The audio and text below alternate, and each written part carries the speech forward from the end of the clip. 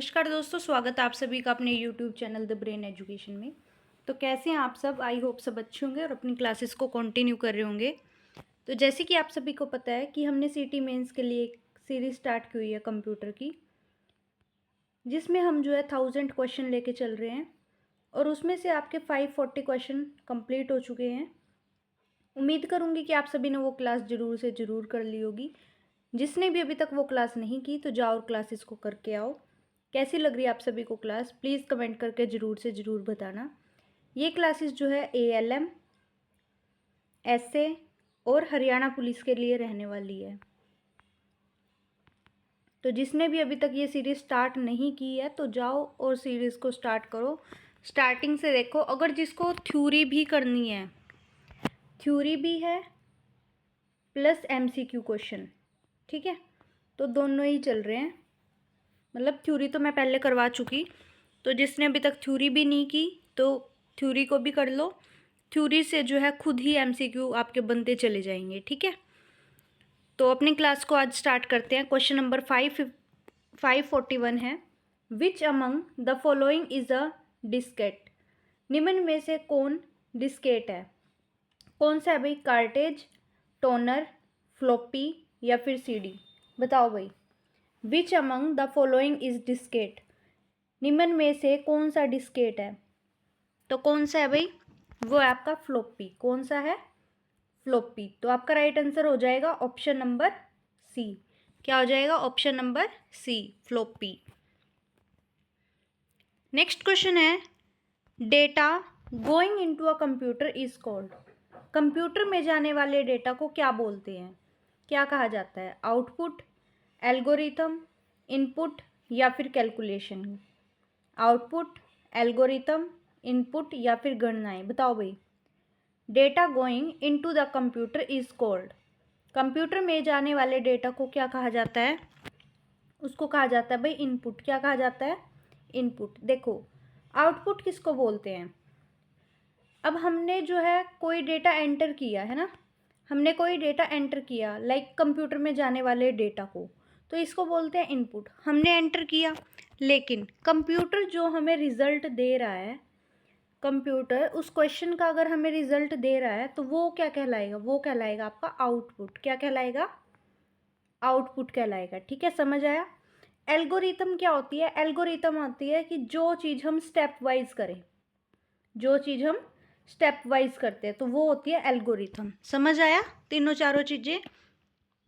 तो data going into the computer is called input.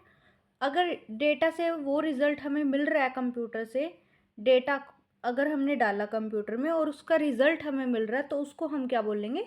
Output, ठीक है। तो आपका राइट आंसर इसमें हो जाएगा option number C. Next question है, what does C represent in MICR? मैंने आपको MICR की फुल फॉर्म भी बताई थी लास्ट क्लासेस में, तो आपका होमवर्क रहेगा कि MICR की फुल फॉर्म कमेंट बॉक्स में कमेंट करना। What does C represent in MICR? सी जो है किसको रिप्रेजेंट करता है MICR में? कोड को, कॉलम को, कंप्यूटर या फिर करेक्टर को? तो किसको करता है भाई? करेक्टर को। किसको करता है? करेक्टर को। तो आपका राइट आंसर हो जाएगा ऑप्शन नंबर डी। क्या हो जाएगा? डी। चलो मैं ये बता देती हूँ, आप तो कमेंट करते नहीं हो वैसे भी, है ना। Magnetic ink character recognization. Okay. Next question आपका, what do you use to create a chart? Chart बनाने के लिए क्या उपयोग किया जाता है? बताओ भाई, चार्ट बनाने के लिए क्या यूज़ किया जाता है? Pie wizard, excel wizard, data wizard या फिर चार्ट विजार्ड? बताओ भाई, चार्ट बनाने के लिए क्या यूज़ किया जाता है? तो चार्ट बनाने के लिए चार्ट विजार्ड का यूज़ किया जाता है। किसका यूज़ किया जाता है? चार्ट विजार्ड का। तो आपका राइट आंसर हो जाएगा option number D. Next question है, a menu contain a list of? Menu में निम्न में से किसकी सूची होती है? कमांड्स यानी कि आदेश की, डेटा की, ऑब्जेक्ट्स की या फिर रिपोर्ट्स की? बताओ भाई, अ menu contain a list of, menu में निम्न में से किसकी सूची होती है? तो किसकी होती है भाई? वो होती है आपकी कमांड्स की। किसकी होती है? कमांड की। तो आपका राइट आंसर हो जाएगा option number A. Next question है, MS Office suite spreadsheet program is. Microsoft Office suite में प्रयुक्त स्प्रेडशीट प्रोग्राम है Microsoft Excel, Microsoft Word, Microsoft PowerPoint या फिर इनमें से कोई नहीं। भाई स्प्रेडशीट पूछी है इन्होंने, ठीक है। और मैंने आपको ये चीज़ बताई थी कि स्प्रेडशीट किस में होती है। सिर्फ स्प्रेडशीट किस में होती है? तो स्प्रेडशीट होती है आपकी एक्सेल के अंदर। किसके अंदर होती है? एक्सेल के अंदर। क्या MS वर्ड में स्प्रेडशीट होती है? नहीं भाई, स्प्रेडशीट तो नहीं होती, वो तो प्लेन ही सीट होती है उसमें। तो पावर पॉइंट्स में तो स्लाइड होती हैं। क्या होती है पावर पॉइंट में? स्लाइड होती हैं इसमें। तो माइक्रोसॉफ्ट ऑफिस स्प्रेडशीट प्रोग्राम इस, तो स्प्रेडशीट प्रोग्राम को किस में होती है? एक्सेल के अंदर। तो आपका राइट आंसर हो जाएगा option number A, Microsoft Excel. Next question है, the case that hold all physical parts of the computer is called. वह केस जिसमें कंप्यूटर के सभी भौतिक भाग रखे जाते हैं वो क्या कहलाता है? बताओ भाई। The case that hold all physical part of the computer is called system unit, platform, integrated platform या फिर मेन फ्रेम। बताओ। The case that hold all physical parts of the computer is called. वह case जिसमें computer के सभी भौतिक भाग रखे जाते हैं वो क्या कहलाती है? वो कहलाती है आपकी सिस्टम यूनिट। क्या कहलाती है? System unit. तो आपका राइट आंसर हो जाएगा option number A. Next question आपका, द फंक्शन ऑफ की F4 इज। F4 का क्या काम होता है? डिलीट करना, रिपीट लास्ट फंक्शन यानी कि अंतिम क्रिया दोहराना, रिफ्रेश ताज़ा करना या फिर कॉपी करना। बताओ भाई। द फंक्शन ऑफ की F4 का क्या काम रहता है भाई? F4 का काम रहता है रिपीट लास्ट फंक्शन। क्या होता है? रिपीट लास्ट फंक्शन यानी कि अंतिम क्रिया को दोहराना ही क्या कहलाता है? द फंक्शन ऑफ की F4। अगर हम Alt F4 करें तो, अगर हम Alt F4 करें तो जो है हमारा पीसी शट डाउन हो जाता है। क्या हो जाता है? हमारा पीसी शट डाउन होता है। अगर हम विदाउट ऑल्ट करें यानी कि F4 का फंक्शन क्या होता है? तो वो होता है रिपीट लास्ट फंक्शन। अगर हम Alt प्लस F4 कर रहे हैं तो उससे क्या हो जाता है? शट डाउन हो जाता है हमारा पीसी। नेक्स्ट क्वेश्चन है, in Excel comments put in cell are called. Excel में सेल में डाली गई टिप्पणियाँ क्या कहलाती हैं? Smart tip, cell tip, web tip या सॉफ्ट टिप। बताओ भाई। In Excel comment put in cell are called. Excel में सेल में डाली गई टिप्पणियाँ क्या कहलाती हैं? तो वो कहलाती हैं आपकी सेल टिप। क्या कहलाती हैं? Cell tip. तो आपका राइट आंसर हो जाएगा option number B. Next question आपका, the term DBMS is refer to. DBMS शब्द का क्या अर्थ है? डेटाबेस मैनेजमेंट सिस्टम यानी कि डेटाबेस प्रबंधन प्रणाली। ऑप्शन नंबर बी है the software used for management, maintenance and retrieval of stored data. संग्रहित डेटा के प्रबंधन, रख रखाव और पुनर्प्राप्ति के लिए प्रयुक्त software. Both A and B या फिर इनमें से कोई नहीं। बताओ भाई। DBMS जो है उस शब्द का क्या अर्थ है? तो DBMS का अर्थ है दोनों, बोथ ए एंड बी। यानी कि एक तो इसकी फुल फॉर्म होगी DBMS की, डेटाबेस मैनेजमेंट सिस्टम, और दूसरा हो गया कि भाई ये क्या काम करता है? डेटा जो हमारा स्टोर डेटा होता है उसके मैनेजमेंट के लिए, मेंटेनेंस के लिए इसको स्टोर करके रखते हैं सॉफ्टवेयर को, ठीक है। तो आपका राइट आंसर हो जाएगा option number C, both A and B. Next question आपका question number 551, in window operating system it is the long horizontal bar at the bottom of screen. Window operating system में screen के नीचे लंबी क्षैतिज पट्टी होती है, side bar, icons, task bar, none of these या ऑल ऑफ अबव? बताओ भाई। विंडो ऑपरेटिंग सिस्टम में स्क्रीन के नीचे लंबी क्षैतिज पट्टी होती है, उसको हम क्या बोलते हैं? उसको हम बोलते हैं भाई टास्क बार। क्या बोलते हैं? Task bar. तो आपका राइट आंसर क्या हो जाएगा? तो आपका राइट आंसर हो जाएगा option number C. Next question है, the method of file organization in which data records are arrange in specified order according to a key field is known as. File संगठन की वह विधि जिसमें डेटा रिकॉर्ड एक मुख्य field के अनुसार क्रमबद्ध होते हैं। डायरेक्ट एक्सेस मेथड यानी कि प्रत्यक्ष अभिगम विधि, क्वीनिंग मेथड कतार विधि, प्री डिटरमाइंड मेथड यानी कि पूर्व निर्धारित विधि, सीक्वेंशियल एक्सेस मेथड अनुक्रमिक अभिगम विधि, या नन ऑफ दीज, इनमें से कोई नहीं? बताओ भाई। फाइल संगठन की वह विधि जिसमें डेटा रिकॉर्ड एक मुख्य फील्ड के अनुसार क्रमबद्ध होते हैं वो क्या कहलाते हैं? तो वो कहलाते हैं आपके सीक्वेंशियल एक्सेस मेथड। क्या कहलाते हैं? Sequential access method. तो आपका राइट आंसर क्या हो जाएगा? ऑप्शन नंबर डी, अनुक्रमिक अभिगम विधि। नेक्स्ट क्वेश्चन है, format command is use to create. Format command का उपयोग किस चीज़ में किया जाता है?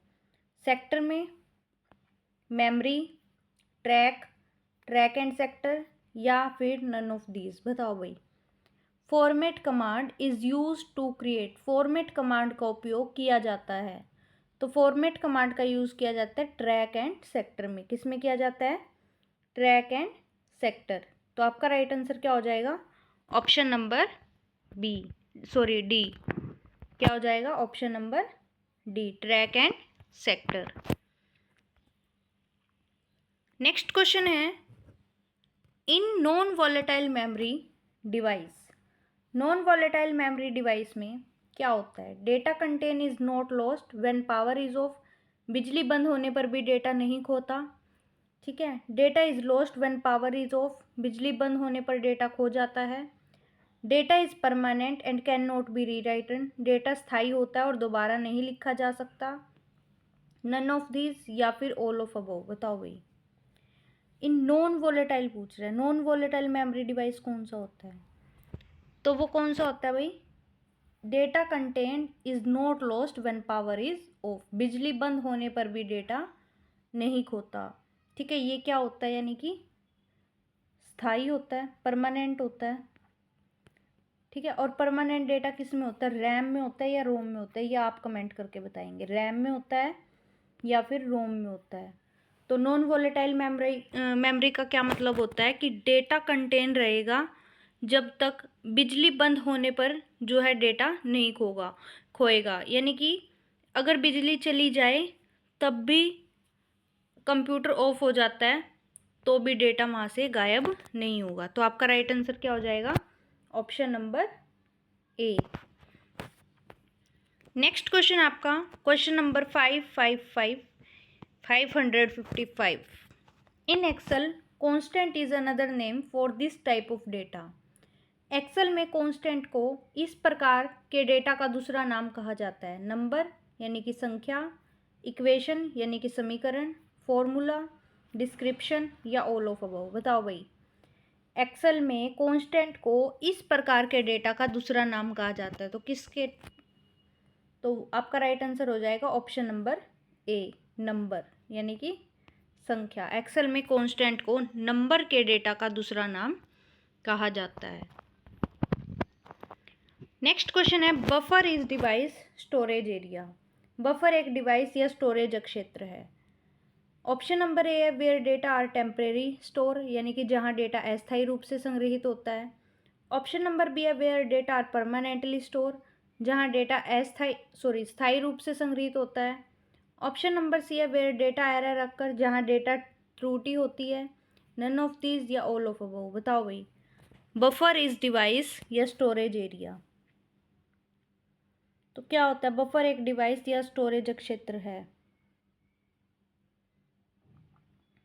बताओ इसका राइट आंसर क्या होगा? तो इसका राइट आंसर होगा आपका option number A, where data are temporary stored, जहाँ डेटा स्थायी रूप से संग्रहित होता है। तो आपका राइट आंसर क्या हो जाएगा? ऑप्शन नंबर ए।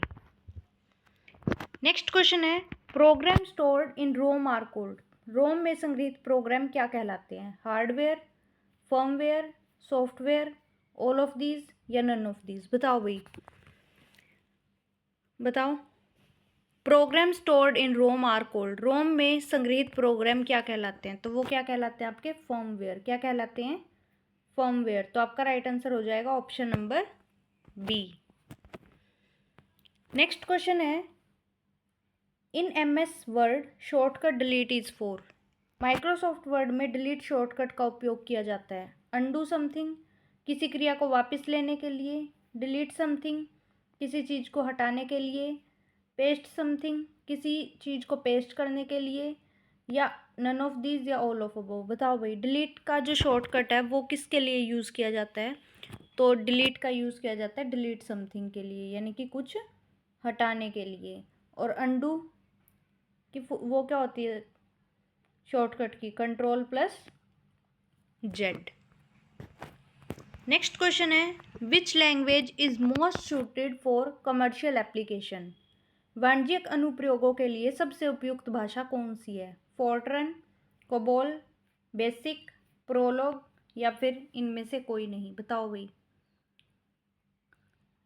कॉमर्शियल एप्लीकेशन के लिए सबसे उपयुक्त भाषा कौन सी है? कौन सी है भाई? वो है आपकी कोबोल। कौन सी है? कोबोल। तो आपका राइट आंसर हो जाएगा option number B. Next and last question आज की क्लास का, in Excel status indicator are located on. Excel में स्टेटस इंडिकेट निम्न में से कहाँ स्थित होते हैं? Vertical scroll bar, horizontal scroll bar, formula bar, standard toolbar या फिर ऑल ऑफ अबव? बताओ भाई, in Excel status indicator are located on. Excel में स्टेटस इंडिकेटर निम्न में से कहाँ स्थित होता है? तो कहाँ होता है भाई? वो होता है आपका स्टैंडर्ड टूल बार में। कहाँ होता है? स्टैंडर्ड टूल बार में। तो आपका राइट आंसर हो जाएगा ऑप्शन नंबर डी। तो आज की क्लास आपकी इतनी रहेगी। कैसी लगी आप सभी को क्लास? प्लीज़ कमेंट करके ज़रूर से ज़रूर बताना, ठीक है। जो कोई क्वेश्चन होमवर्क में देते हैं उसका आंसर भी ज़रूर कमेंट बॉक्स में टाइप कर दिया करो। Thank you to all.